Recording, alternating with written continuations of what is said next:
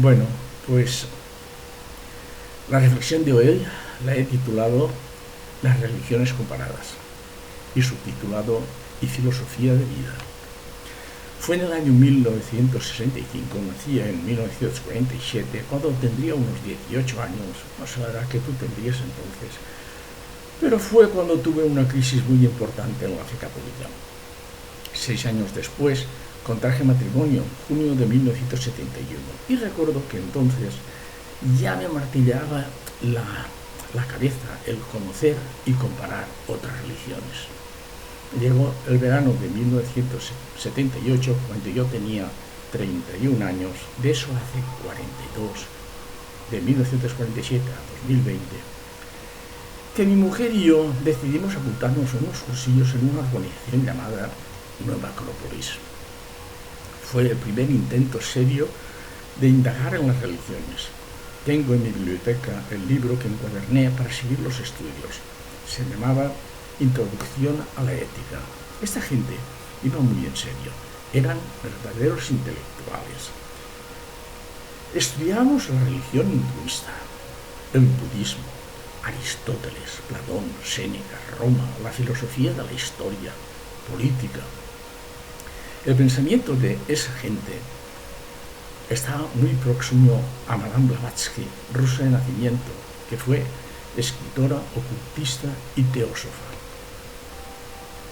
Fue una de las fundadoras de la Sociedad Teosófica y contribuyó a la difusión de la teosofía. Se trataba de una secta vinculada a estudios esotéricos y teosóficos, una organización controvertida que apoyaba el secretismo entre sus líderes y que estaba muy jerarquizada. Luego, entre que mi esposa estaba embarazada de nuestro tercer hijo y abandonó, y algunas cosas que yo no veía y no me acababan de gustar, al final dejé la organización. Algún tiempo después estuvimos en otro grupo que estaba por el seguimiento del Kundalini. Esta filosofía está dentro del marco del hinduismo y otro tipo de meditación, que se presenta como una energía intangible que está representada simbólica y alegóricamente por una serpiente, chakras y crecimiento, por la energía del sexo. También lo dejamos. Después estuvimos en un grupo que hacía meditación zen. Esta gente estaba vinculada a la Iglesia Católica. El zen es una escuela de budismo que se originó en China durante la dinastía Tang, aunque después se instaló en Japón. Se trata de otro tipo de meditación.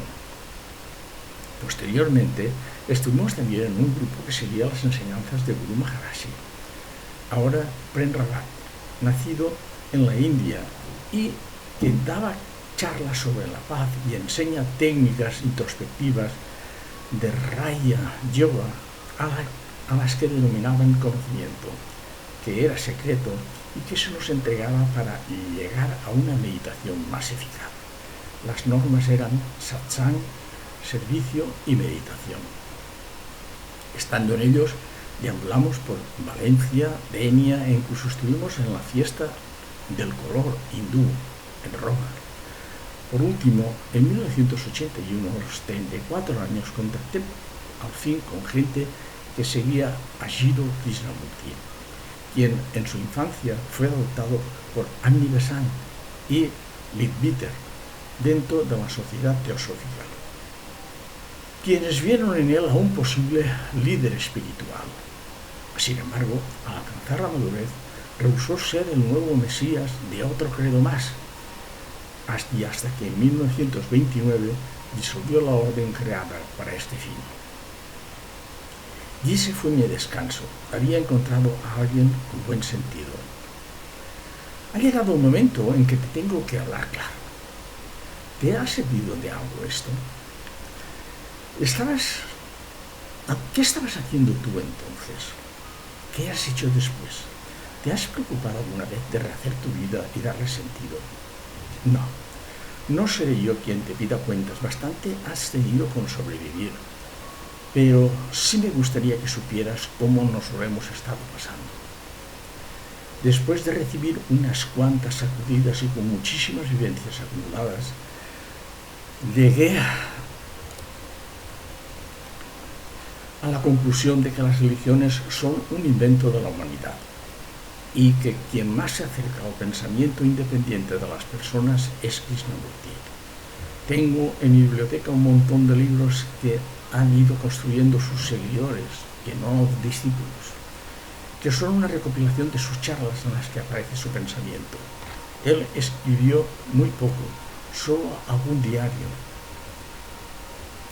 He tenido que estudiar, pasar exámenes, hacer de obrero con maceta y escarpe, pintar con brocha gorda, fregar suelos. Lo hice como algo normal, siempre he estado dispuesto a todo. Era como si estuviera devolviendo todo lo que habían estado haciendo por mí. Pero nunca me lo planteé. Lo tenía que hacer y lo hice. No pertenezco a nada ni a nadie, porque tengo conciencia de que soy todo y de que todo está en mí.